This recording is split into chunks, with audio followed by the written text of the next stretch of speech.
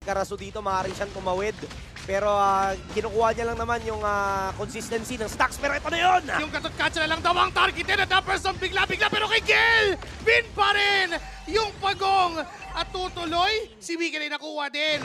Lumamang bigla ang RRQ dun sa lamang sana ng Falcons dahil nakakuha pa sila ng kill. Isang Thornrose para banatan si Yuna Dre.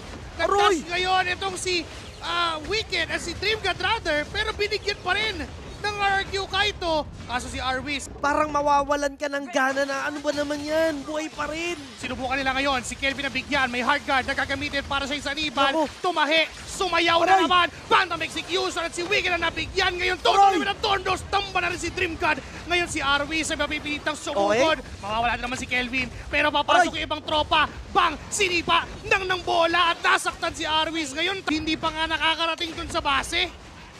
Yung ine-expect mo nga sanang counter dito sa Euro, yung Bruno eh. Tapos magkasama sa isang team. Di ba? Yun sana yung pipigil sa ganyang klaseng HP na bumabalik-balik. Tapos, sinaniban pa.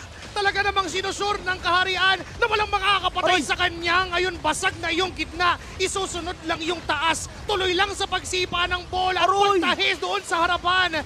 Wala na agad yung tatlo. Wala na rin yung isa pa. Isusunod na si Wicked para tapusin na.